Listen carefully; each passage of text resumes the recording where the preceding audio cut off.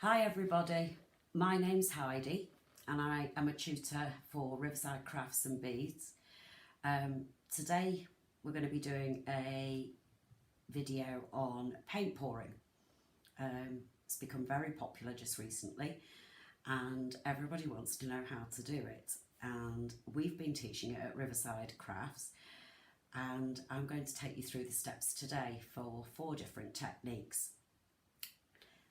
We'll get started. So, to start paint pouring, first of all, cover all your area with plastic sheeting and have some plastic gloves, vinyl gloves. Obviously I don't use latex, but plastic gloves. You need to have some spatulas of some sort, so either tongue depressors or lollipop sticks. If you have a palette knife, that'll be handy, and also have a couple of paint brushes to hand. I use cocktail sticks sometimes to poke holes in my paint pot, my paint squirters if they get clogged. And you also need a tray of some sort for each piece that you do. I use these 12 by 12 scrapbook storage trays. They're perfect because they resist the paint when it's dry, so it creates a skin, so everything that's poured off around your paint pour creates a skin when it's dry, and you can reuse that, which I'll show you right at the very end. The other thing I use is milk bottle tops, and these I use to rest my pieces that I'm going to pour onto, so my canvases or my MDF. It just raises them up off the bottom of the tray and stops things sticking together. And also it lets the air circulate around it so that everything can get dried. It does take quite some time for it to dry out, so I generally find, within a week they're completely dry, but you do need to have somewhere to put them to dry off where there's no dust or anything. You can put those food umbrellas over them if you want to stop dust collecting on them if you have to put them in an area where there's heavy footfall. The other thing you need are cups, either paper or plastic cups. Oops. And you also need, if you're going to do a cell pour, so that is where you add silicone to your piece and have the cells react, which is the first one we're going to do, and also the other ones to stop air bubbles, etc. You're going to need a mini blowtorch, so I've got 2 different sorts here. One I bought from a general purpose store, and the others I got online for my students. Okay. The other thing that might come in handy, I do have a strainer, so a sink strainer, that's for one of our pours, and also some ball chain, so much like we have on our plugs that are on our sinks in the house.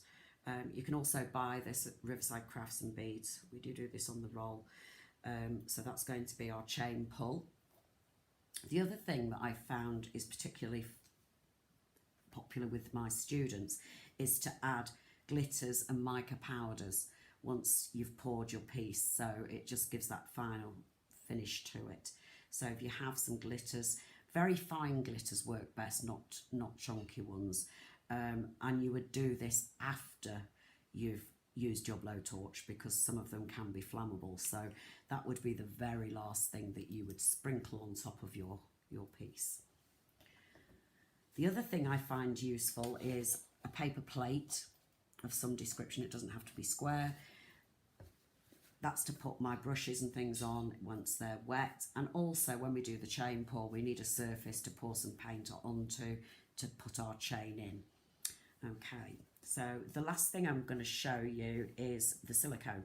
So I have mine again in a condiment bottle. You can buy it online. We do have some stocks down at the shop. It's not online, and I don't think it's going to be able to be posted out, but feel free to pop into the shop and see Donna. I think that's all of it. So my acrylic paints, I have mixed up most of my colours except one, because it takes some time to mix these colours together and get the right consistency, I didn't think it was appropriate to spend time just mixing paints with you guys. So I'm going to show you with my white, which is what we're going to use first, and I'll show you the consistency we need to get by adding the pouring fluid and the water. You only add the silicone at the very end when you've got your paint colours separated, and only if you want to do an open cell, and I will show you that technique. This is the first one we're going to do. So as I said, you can pour onto canvas and MDF. So the first piece I'm going to do is going to be onto a deep canvas. So I'm going to bring that in. And with all our paint pours, we don't just go straight onto canvas. We actually put a coating of paint on first. So one with pouring fluid in it, and also water, so it's watered down. I'm just going to pop some gloves on. So with every pour we do, we always put this base coat on, and it can be any colour you want. Most people tend to use white or a black, but as I say, it can be any colour you want. That will be your background colour. So if you have open spaces on your piece, that will be the colour that shows through. Okay, so I'm going to I'm just going to move this out of the way just a second so you can see what I'm doing here. So here is my white paint. I haven't done anything with it, it is just white paint. So I'm going to tip some into my, and it's very, very thick and gloopy. I'm going to tip some into my, please come out, paint.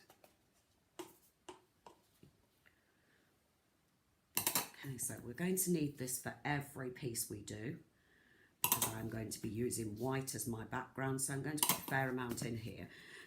You'll see when I pour out for the other colours how much I'm going to use. So hopefully this is going to be enough for my 4 pours. Okay, so you can see in there that I've got more white paint. It's difficult to see. It's about 1/3 of a cup.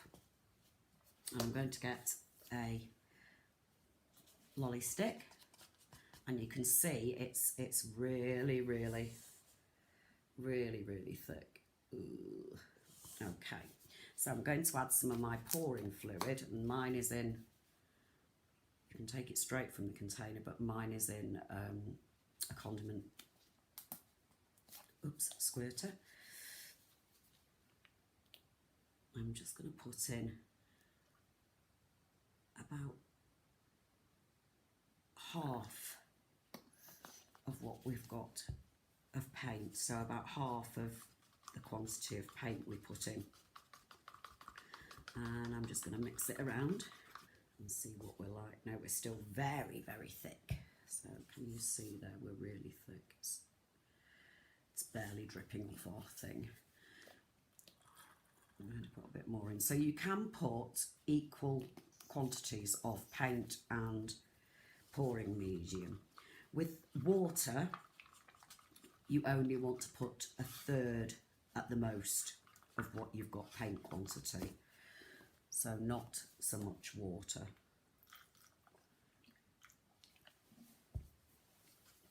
So that was the water I was adding there. I'm going to stir it again. Make sure you stir it thoroughly, otherwise you might have thick bits at the bottom and thinner bits at the top. So I'm going to drip it again. Oh, it's very, very thick, this white. Some paints are thinner than others. Different colours can be thinner. So don't go rushing in and putting a lot of product in before you've sort of tested how thick the paint is, because each one is different and every brand is different. I use the ones that we have down at the shop, which is in Market Deeping. It's on the high street, and they've got fantastic, obviously a fantastic array of colours.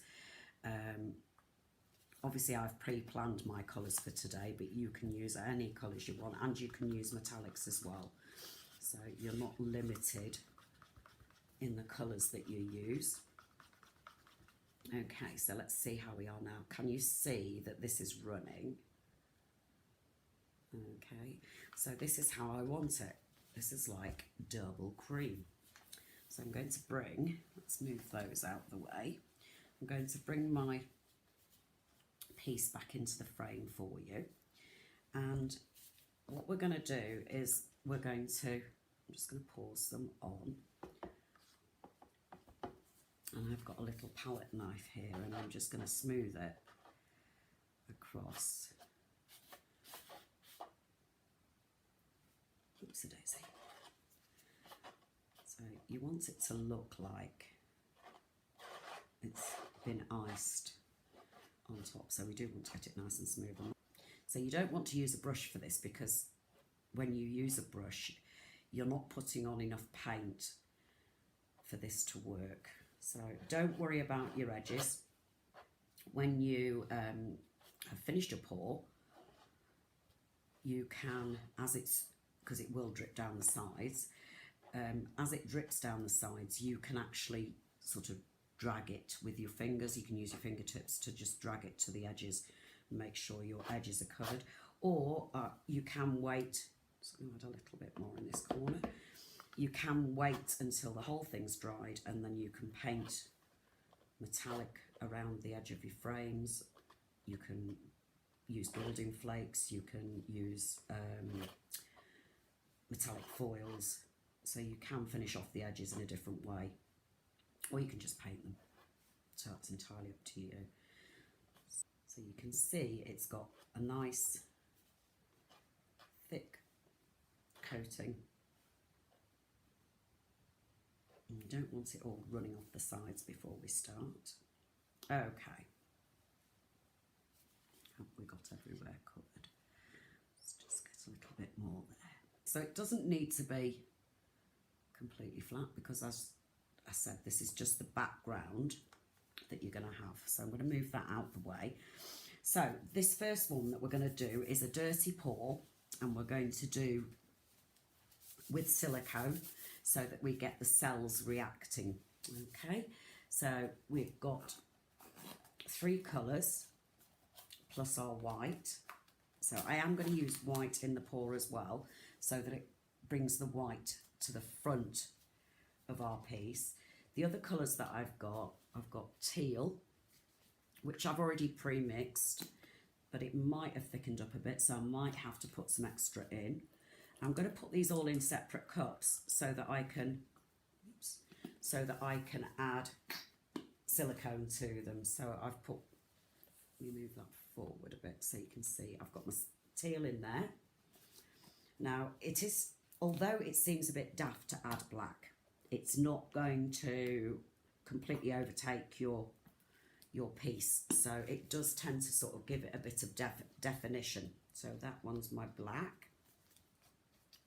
Not as much black I've put in there, so, and my other one is my cerise. So I really love the cerise. And then we're going to use a bit of our white as well, so I'm just going to put some white in a pot. I'm doing it separately, as I said, because I'm going to pop in some silicone, and I don't want the silicone in my bulk of my white paint.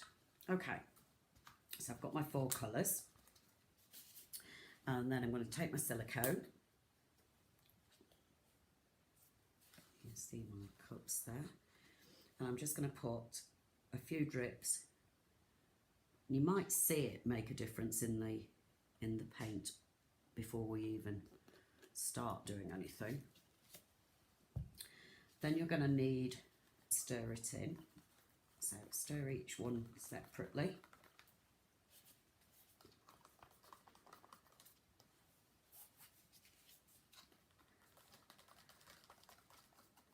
Okay, and rest of all my white. Okay, so I'm going to move these just to my side, and I'm going to move my canvas out the way so I can show you how we layer them up in the cup. So we take a fresh cup, okay, and we start layering up the paint in the cup. So I think I don't want black last. So remember that the first paint that you put in your cup is going to be the last one on top of it. So what I really want is a bit of white on top. So I'm going to let's put my white in first. So I'm going to lay some white in there. And I'm going to take a bit of black.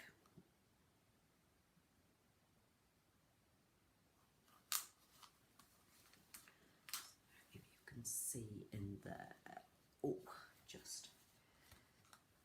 And then I'm going to put a bit of teal.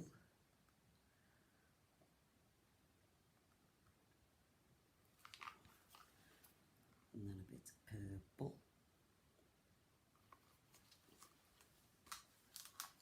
And another bit of white.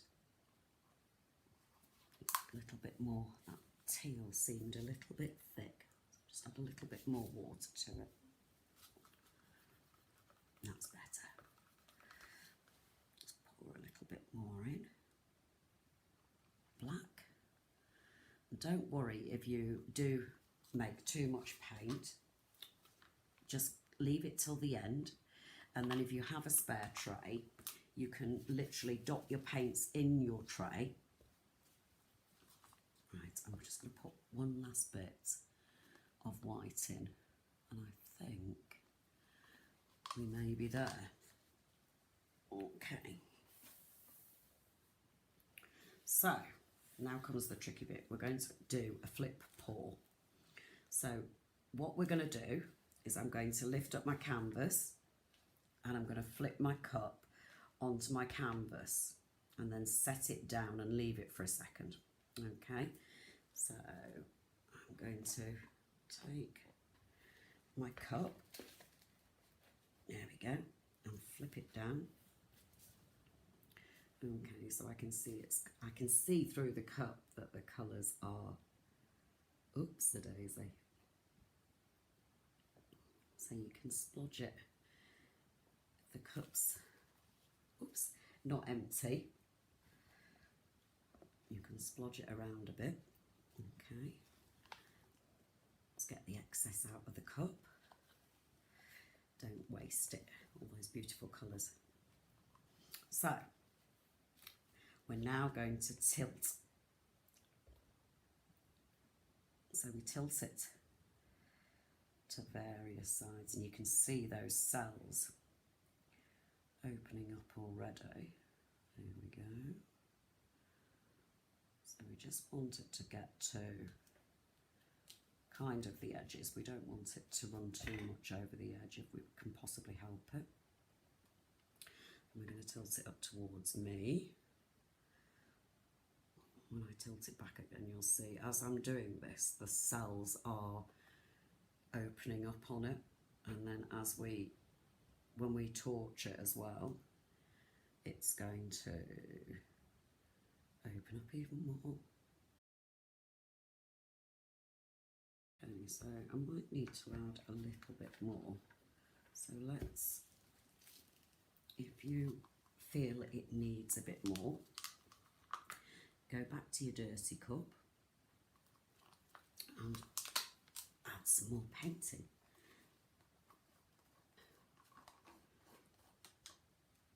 I've got some lovely cells on that, it's beautiful.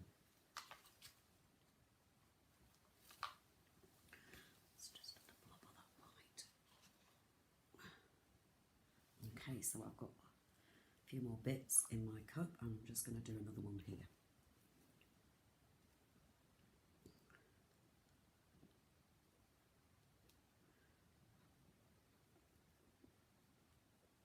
That's it. Let's tilt.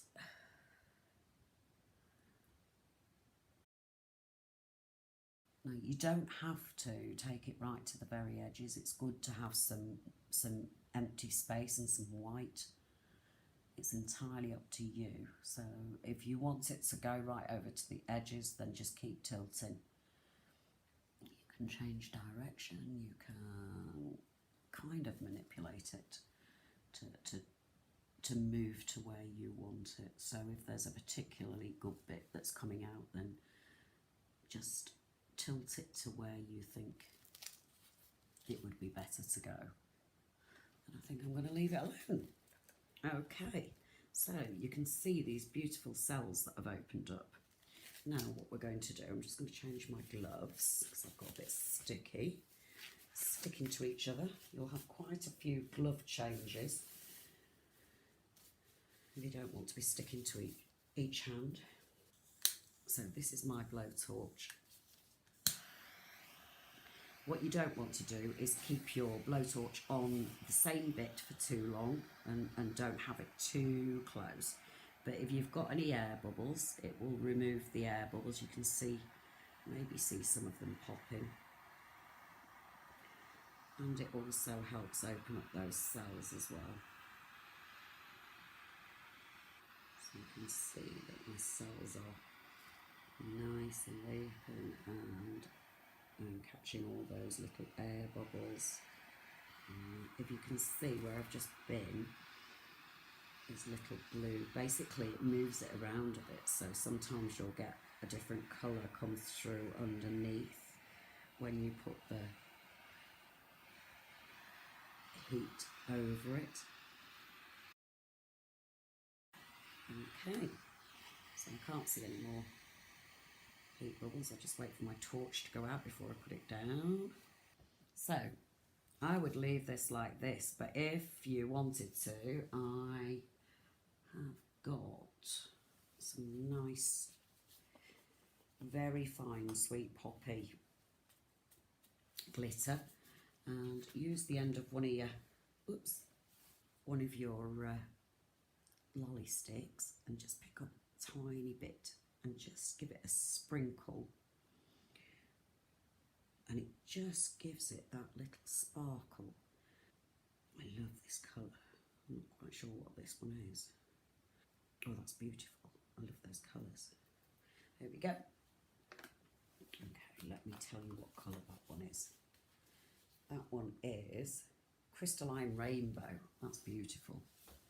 Okay, so that one's nicely finished, and I'm going to set that one to one side to dry. Now, if you wanted to, you can pick up out of your pot some of the colour on your gloves and put it round the edge of your frame, of your canvas. I'm going to leave mine because I want to paint mine metallic round the edges, or I may take the teal colour or the cerise colour and paint it that colour around the edge after everything's dried. Now this one didn't drip that much onto the tray, however some of the other ones will do, so it depends. It does depend on the paints that you're using, whether they're going to spread like crazy. And this is quite a big canvas that I've done. Normally I would do slightly smaller ones within my classes, so maybe better to start off with one of these smaller ones and you'll get a lot more drips, but we will be doing some more, so don't worry. Okay, so I'm going to stop here and clear up my mess, and then we'll do the next one, which is a strainer pour. Okay, through our little sink strainer. Okay, so we're back again, guys, and we're going to do a sink strainer pour. So this is just a cheap sink strainer that you put over your plug hole to catch all the rubbish, and we're going to do a pour through it. So I'm just going to put that to one side, and of course we're going to cover our canvas with our white paint that has our pouring fluid in it, and water, no silicone. Now one of the reasons we use pouring fluid is because any other medium, when you add it to the paints, can take away the vibrancy of the colours. So pouring fluid keeps that vibrancy of the colours. You don't make them any paler, or although it's a white fluid, it doesn't make red pink, it doesn't make purple violet, it just keeps that nice colour that you start with. So okay, let's put that down there. So I need to get a cup so I can layer up. Okay, so I have got some red. Oh, need a bit of white as well. Let's put my cup there so you can see. Let's put some green in. Oh, I like that green.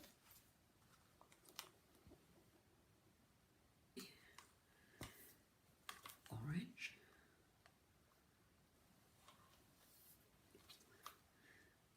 Some yellow. Let's put some more white.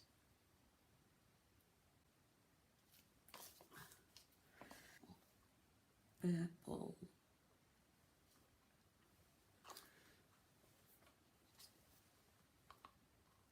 But just don't stir it in. Okay. And last of all, let's put some white in again. Right, let's see how we do with this one. The one thing I do like with paint pouring is it is completely out of your control. Sometimes things work fantastically and sometimes they don't.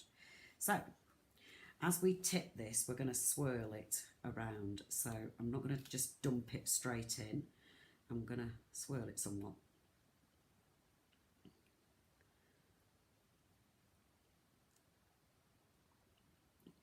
Okay.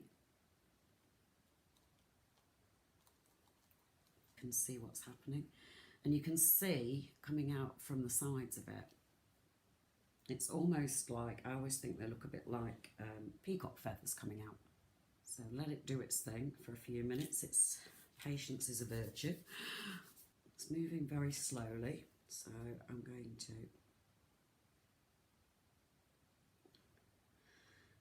just lift it.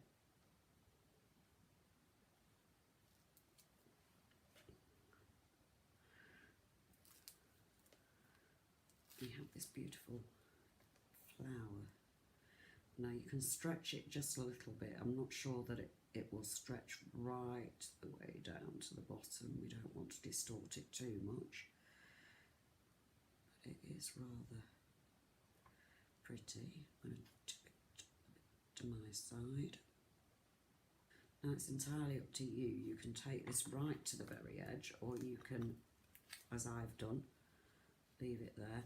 Don't worry if you get bits of paint on the side here like I have. You can always touch that up with a bit of white. Now then, let's see what I've got. First of all, let's get the bubbles out. Okay. Now if you don't move this about too much, it's going to stay more or less where it is, so you can quite happily leave it like that. Here where I've got some red paint on it and I've got a little splodge of yellow paint there, don't worry too much. You can take it off a little bit with your scraper or your lolly stick. Just scrape it off. If you can do it without taking the rest of the colour with you. And then you can always, oops, some white paint there. You can always touch it up. Okay, let's have a little bit of blue. Some lovely blue. This colour's gorgeous. So there's this little one. I might keep it in the middle there so it's like a flower. And don't worry about that glitter there. Again, cover it over with your white paint. Okay, and put your paints to one side again. Don't waste them. We'll use them at the very end. In fact, we might use some on the next pour. So you can always double up. Okay, so I'm going to switch you off again and I'm going to set up for the next pour, which is a chain pull. Hi, I'm back everyone. So we're going to do a chain pull for this piece. So let's coat our canvas again. I do like these small canvases because they're nice and easy to pick up, and I find them easier to get an even layer of paint on. And this particular size and this thickness works really well for the chain pull, and it is what it says on the bottle. We are pulling chain. Okay, so with this technique, what we're going to do is we're going to blob a line of colours for our chain to sit in.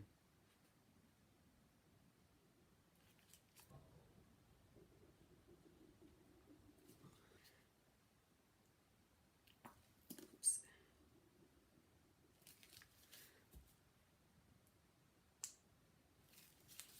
Right, let's see how long our chain is. So we've got our ball chain here. So we want to, not all of it, but about 3/4 of it.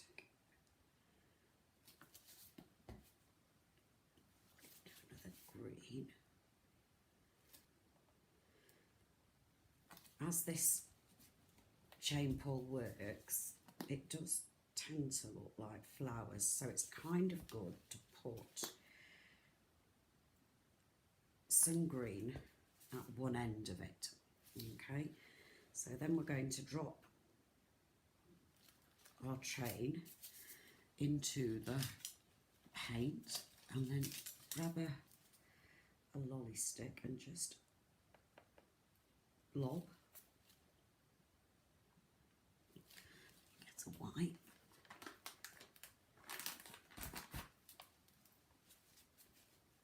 You can use a baby wipe or an antibacterial wipe, whichever you want. Just blob the paint over the top of the chain so that it covers it. It's very difficult to see because it's so thin, the chain, but believe me, it's under there. Okay, so I'm going to have to do this bringing it towards me because I need to pull the chain level. Okay, so you'll have to kind of see what you think in reverse.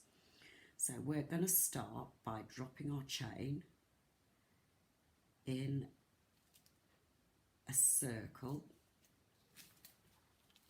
on our paint, okay, and then holding it level with the board, you want to pull it slowly down. Okay, and then I'm just going to give it a wipe with the cloth. Oops, a daisy. And I'm going to drop it back in.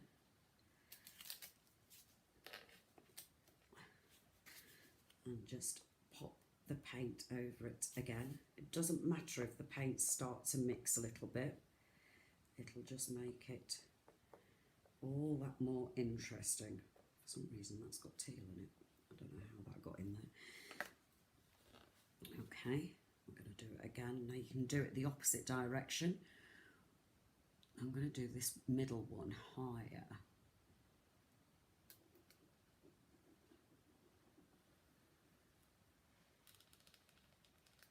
Okay, and then I'm going to clean my chain off again, and you can keep going at this, so you can almost, whoops, create a bunch of flowers. Let's tuck it over again.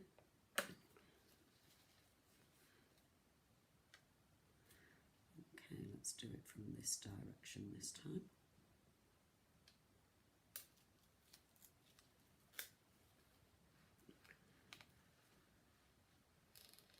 Oh, this one looked like a feather. Wow. So I might do another little one in here. Let's pop it back in. Let's clean it first, otherwise it gets too gummed up and then it doesn't hold any paint, or it ends up looking brown. And you could, if you wanted to, you could do a different colour line each time. So they don't have to be all the same colour. You can change your colours. So let's do another one here.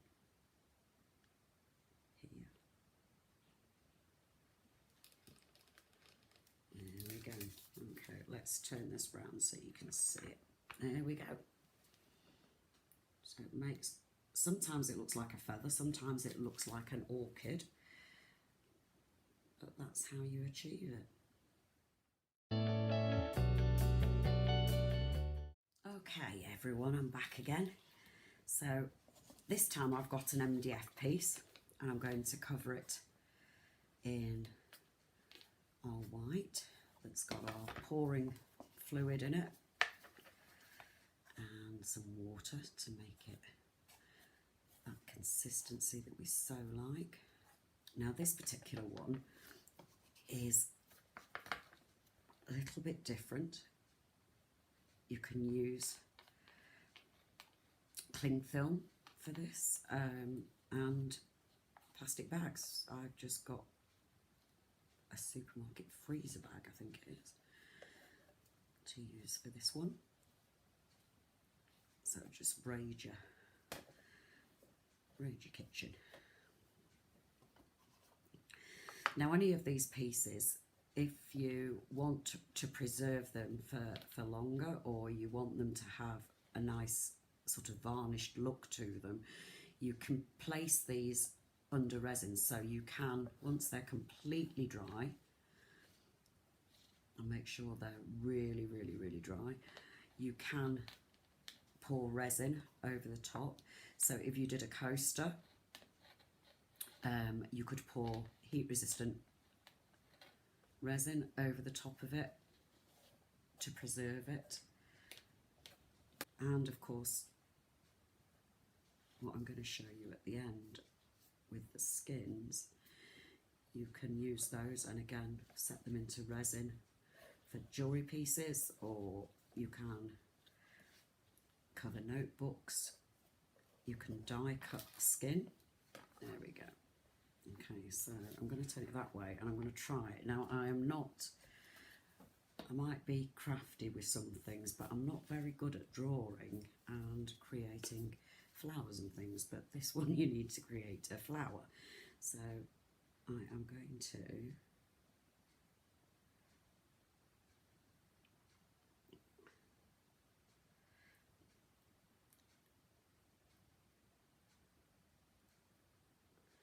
take it slowly.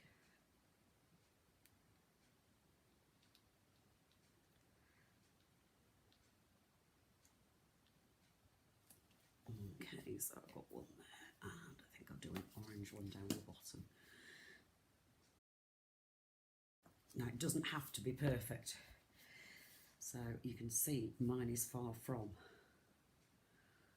perfect. But as I say, they don't need to be perfect, so we just want to put some leaves on somewhere. So this is just a standard freezer bag. I'm just going to lay it down.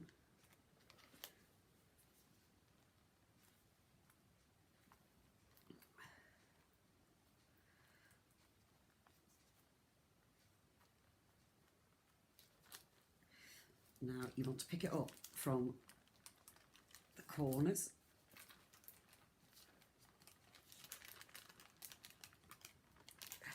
Like so, and if you've got a really good print on it, you can smush it down at the edges if you wish. Now if you want to put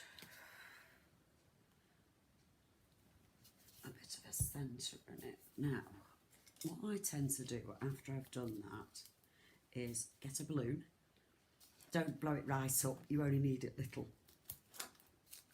Just hope my daughter doesn't see this, she hates balloons. I'm not overly keen on them myself.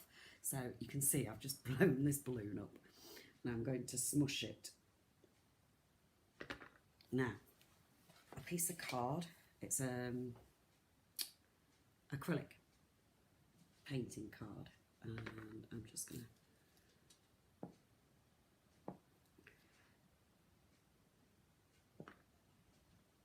smush.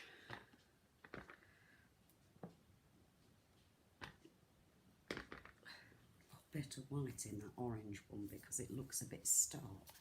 It needs a bit of contrast in it.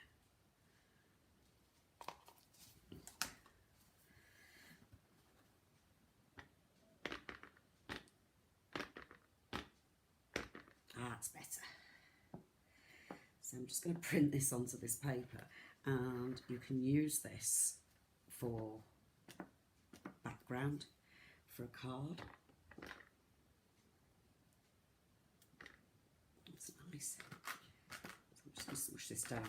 So never waste anything. It's almost fireworks. Oops, don't. If it slides, it just mushes everything. There we go. So I've not wasted any of my paint, but we've got this beautiful floral effect. And let's see, I think some of this beautiful crystalline rainbow, I do like to put a bit of sparkle on them. It just lifts them up a little bit. And because this is MDF, as I said, you can pour resin over the top. Let's take a bit more control over this, just in the centre.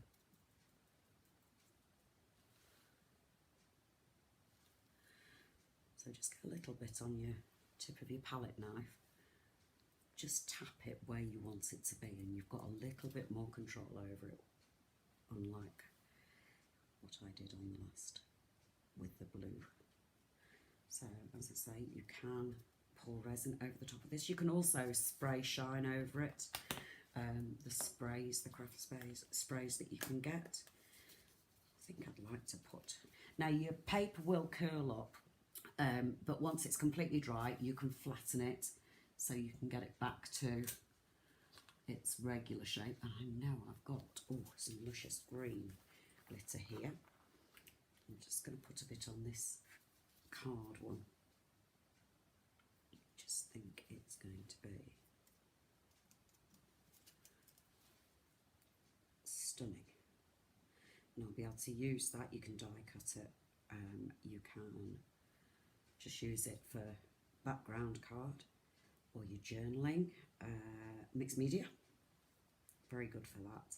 And also the skins that I'm about to show you. So the thing is with this is you will sit there and you'll think, oh, I can put a bit of that on there. I can do this, do that. Now, if you want to, with your paint pouring, if you're a mixed media fan or journaling fan, you may want to put some words onto them, and you can actually just sit that on it and let it dry on it.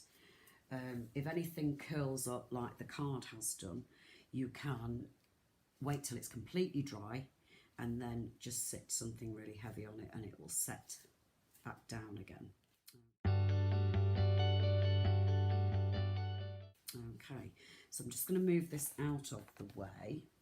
I'm just going to bring back in the tray that I used. Oops. The tray that I used when we did our chain pull. I actually moved the little piece onto another tray because it could fit two on it. So we've already got this paint here. Now, I was saying about skins. I've got all my cups sitting around here, and I'm not going to waste them. I'm not going to waste the paint that's in them. So I'm just going to sprinkle my paint over the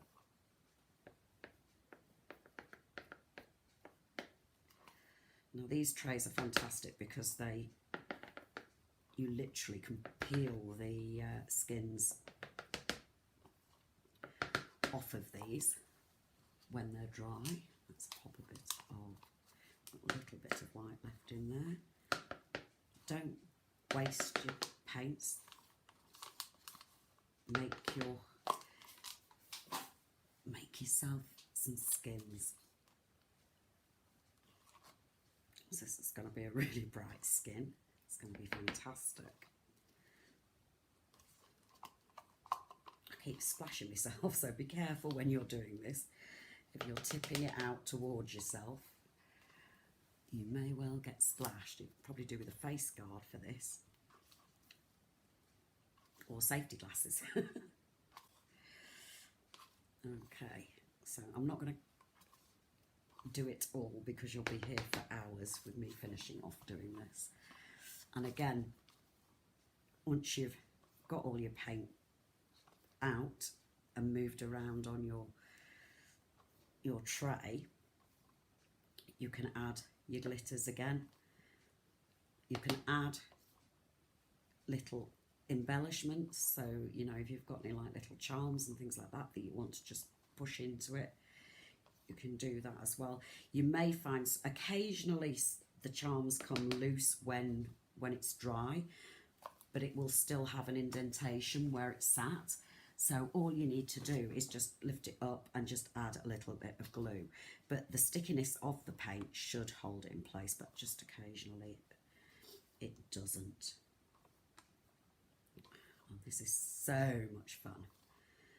If you like doing painting when you're a child, you're going to absolutely love this. And you can get as messy as you want. You don't have to get messy. You can, you know, keep it all nice and controlled. As long as you have, you know, plenty of wipes and plenty of gloves,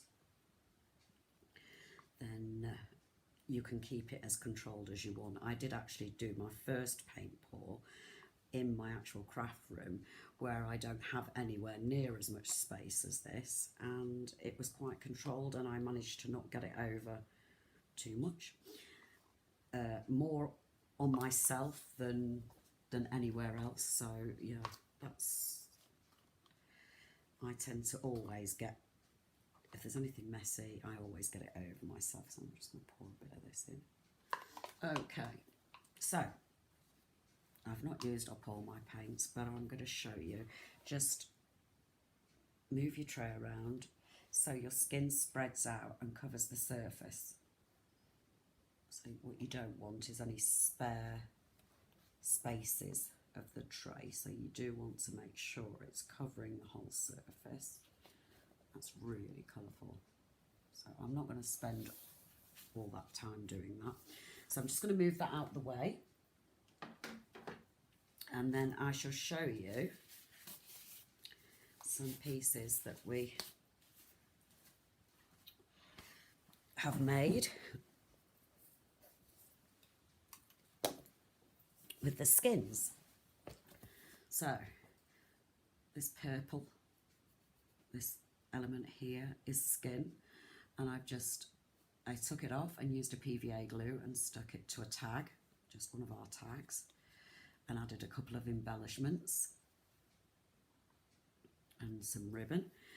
And then another piece I took, and this one I didn't pour resin onto, I added one of our glass domes over the brass bezel, but I just cut a circle of it and glued it in. And this one, I had a nice big sheet of skin, so I cut it up into shapes, and I cut it to fit this little notepad, glued it on, and then added some embellishments on the top of it. So again, you can still put embellishments and glitter into that skin and use that up as well. So I hope you've enjoyed our demonstration of the techniques for paint pouring.